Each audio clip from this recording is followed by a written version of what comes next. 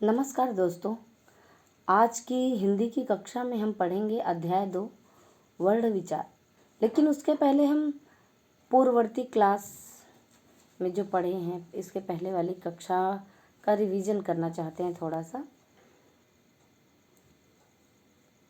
क्या है हमारी वीडियो की शुरुआत होती है भाषा से।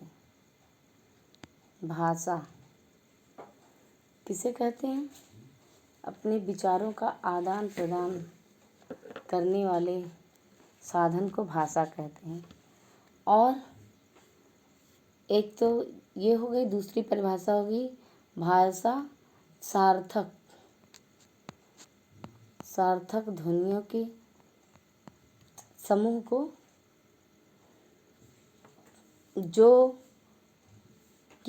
जिसके द्वारा हम अपने विचारों को दूसरों के सामने रखते हैं और दूसरों के विचारों को ग्रहण कर लेते हैं, तो उसे क्या कहते हैं? भाषा कहते हैं।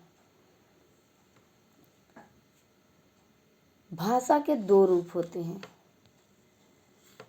पहला जो होता है वह होता है मौखिक भाषा।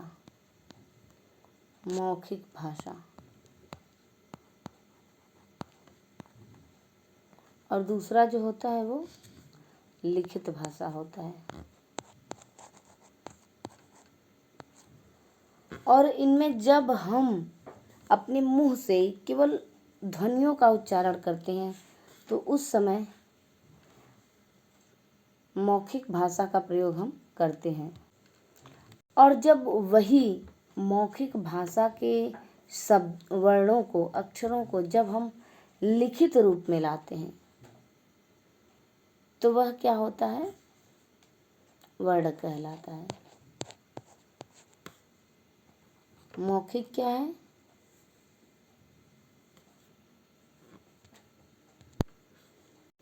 ध्वनि।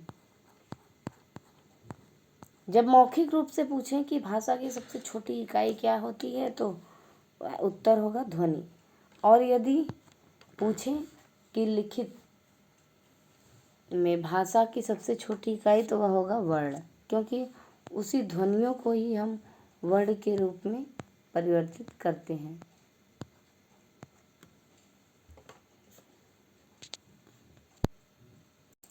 जब इन्हीं ध्वनियों को हम लिखते हैं तो वर्ण हो जाता है। और वर्ण क्या है?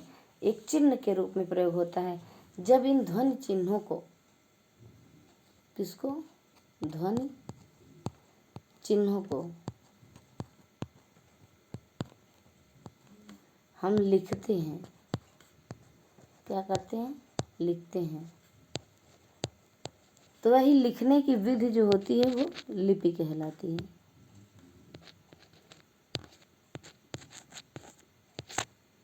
लिखने की विधि लिपि कहलाती है। हमारा अगला टॉपिक है साहित्य। साहित्य किसे कहते हैं? जब प्रत्येक भाषा का अपना साहित्य होता है और साहित्य ही समाज का दर्पण होता है। समाज के लोक हित में रची गई रचना साहित्य कहलाती है। साहित्य का ज्ञान जो होता है वो संचित कोश होता है। युगों से एकत्रित ज्ञान का भंडार जो पीढ़ियों से संचित होता है वही साहित्य होता है। साहित्य कैसे होता है? क्योंकि हमारी जो बोली है वह क्षेत्रीय है।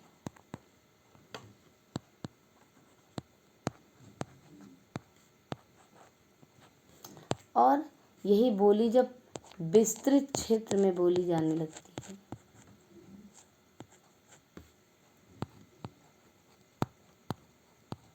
और इसमें क्या होता है? रचनाएं लिखी जाने लगे तो ये क्या होते हैं? तभी यह जाके क्या होता है? साहित्य का रूप धारण कर लेता है।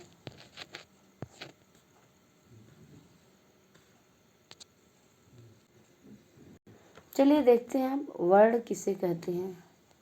वर्ण क्या होता है? मुख से उच्चारित ध्वनियाँ भाषा का मूल रूप कहलाती हैं। मुख से निकलने वाली ध्वनियों के कुछ चिन्ह निर्धारित किए जाते हैं जो वर्ण कहलाते हैं। वर्ण की इसकी सबसे छोटी इकाई है। अतः हम वर्ण की परिभाषा इस तरह से निकालते हैं कि भाषा की सबसे छोटी इकाई जिसके खंड नहीं किए जा सकते वर्ण कहलाती है। और वर्णों का जब व्यवस्थित क्रम हो जाता है तो वह क्या कहलाता है? वर्णमाला। वर्णों के व्यवस्थित समूह को वर्णमाला कहते हैं। हिंदी वर्णमाला को देवनागरी लिपि में लिखा जाता है। देवनागरी लिपि में लिखा जाता है। वर्ण ध्वनियों के लिखित रूप होते हैं। ध्वनि मुंह से निकलने वाली हमारी जो आवाज़ होती है उसी को जो हम लिखते हैं तो क्या होता है? वह वर्ण कहलाती है या लिपि में उसका प्रयोग हम करते हैं।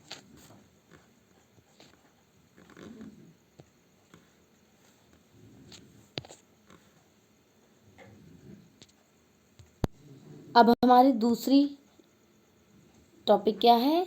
वर्णों के मेल से शब्दों। पहले अभी तक तो हम लोगों ने वर्ण के बारे में जानकारी लिया, लेकिन अब हम देखते हैं कि शब्द क्या होता है, शब्द रचना कैसे होती है।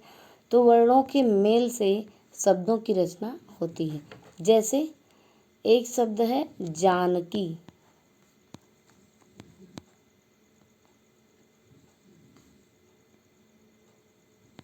तो यह कैसे बनता है? ज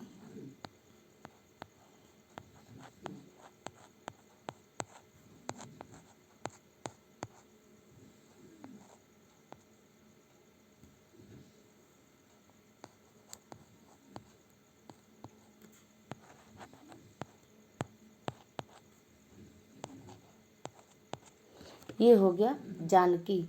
वर्णों का मेल जब हुआ तो क्या बन गया? जानकी शब्द बना। चलिए देखते हैं। हिंदी वर्णमाला में वर्णों के दो भेद होते हैं, जिसमें पहला स्वर और दूसरा व्यंजन। अब स्वर कहते किसे हैं?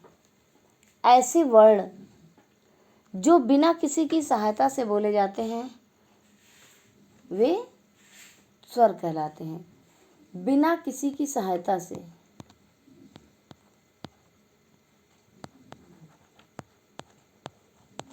बिना किसी की सहायता से बोले जाते हैं वे क्या कहलाते हैं? स्वर कहलाते हैं। स्वर का उच्चारण स्वतंत्र रूप से होता है। और इसी तरह से व्यंजन की परिभाषा क्या होगी कि ऐसे वर्ड जिनको बोलने के लिए स्वरों की सहायता लेते हैं, स्वरों की सहायता लेते हैं।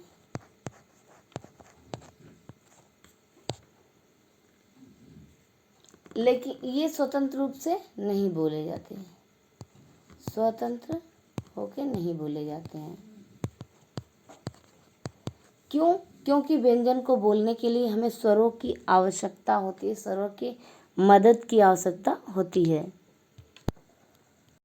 जैसा कि हम लोगों ने जान लिया कि स्वर किसे कहते हैं? जिन वर्णों का उच्चारण बिना किसी रुकावट के स्वतंत्र रूप से होता है उन्हें स्वर कहते हैं।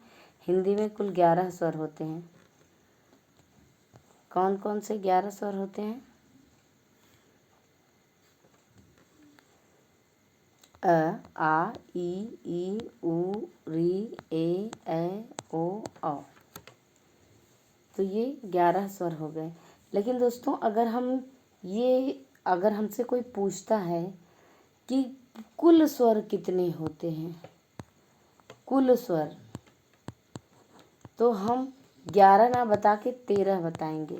क्यों? क्योंकि इसमें अयोगवाह भी हो जाते हैं, जो अंग और अ होता है, ये अयोगवाह भी होते हैं। लेकिन ये स्वरों की सहायता से बोले जाते हैं, लेकिन व्यंजनों को बोलने में सहायक होते हैं, इसलिए इन्हें अयोग स्वर की श्रेणी में रखा गया।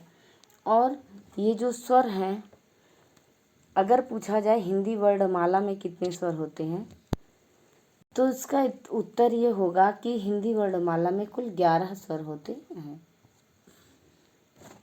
चलिए अब ये देखते हैं कि स्वर कितने प्रकार के होते हैं। ह्रस्व स्वर,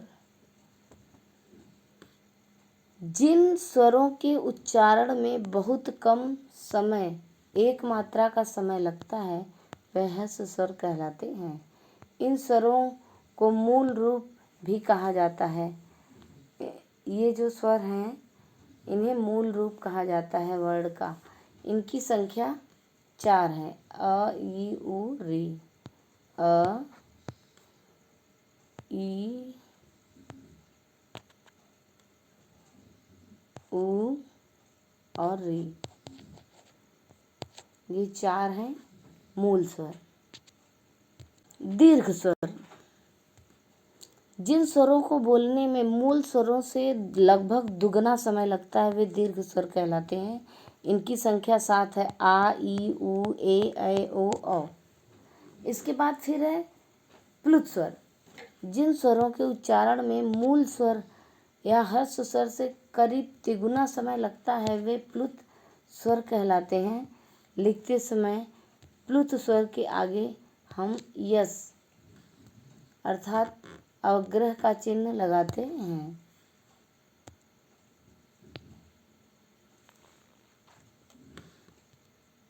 की मात्राएं, स्वरों की जो मात्राएं होती हैं वो कितनी होती हैं? जब स्वर व्यंजन के साथ जुड़ते हैं तो उनका स्वरूप बदल जाता है। ये स्वर चिन्हों के रूप में प्रयुक्त होते हैं, जिसे मात्रा कहते हैं।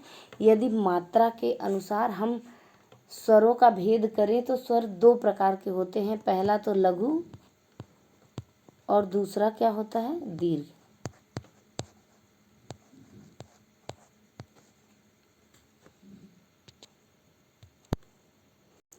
दोस्तों, सभी व्यंजनों के साथ अ की मात्रा जुड़ी रहती है। विभिन्न स्वरों की मात्राएं इस प्रकार हैं, तो चलिए देखते हैं।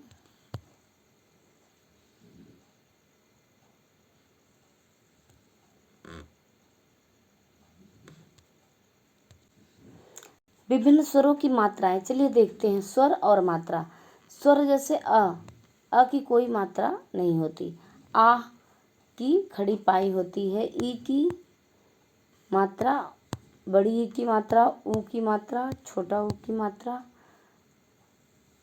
जैसे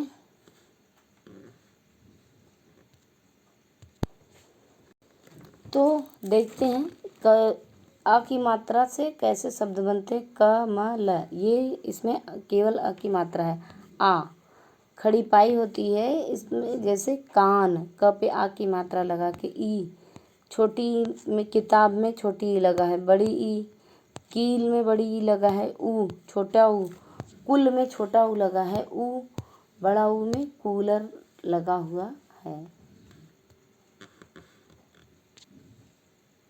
फिर देखते हैं री की मात्रा कैसे लगती है। नीचे री, और कृपा में री की मात्रा है ए। ऊपर एक खड़ी पाई केला। ए ऊपर एक 2 खड़ी पाई कैलाश। ओ की मात्रा कोयल। औ की मात्रा से कौवा बनते हैं। अंग और अह, ये दोनों वर्ण क्या कहलाते हैं? अयोगवाह कहलाते हैं। अयोगवाह मतलब ये क्या होते हैं? अ धन योग धन वाह, अर्थात जो कि अ के साथ जुड़कर, योग मतलब जुड़कर निर्वाह करे,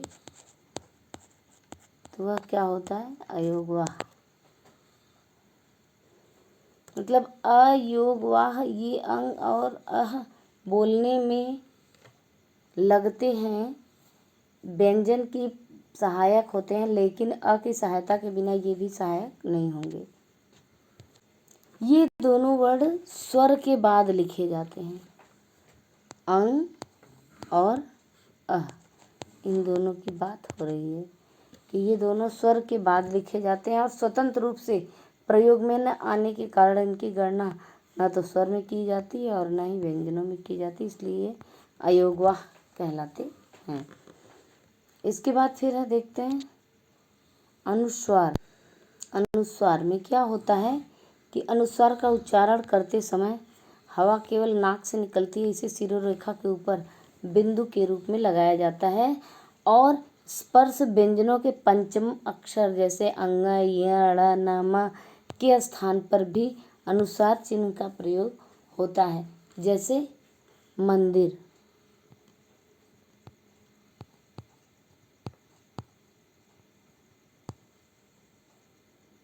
जैसे मंदिर।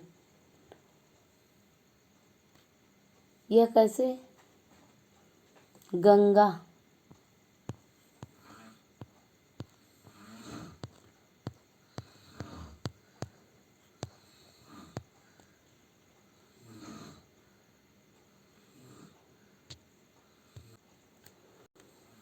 क्या हो गया? मंदिर, गंगा, डंडा इत्यादि। इसके बाद फिर है दूसरा नंबर अनुनासिक। क्या होता है? जब किसी स्वर के उच्चारण में हवा नाक और मुंह दोनों से निकलती है तो उसमें चंद्र बिंदु का प्रयोग करते हैं। चलिए देखते हैं, जैसे दांत, पाँव,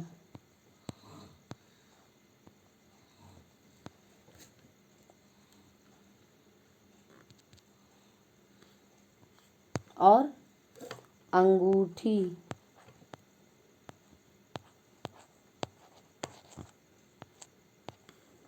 आंधी,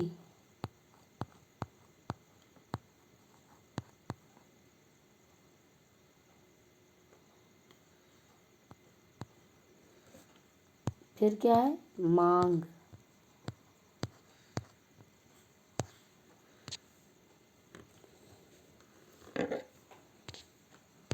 इसके बाद फिर है विसर्ग।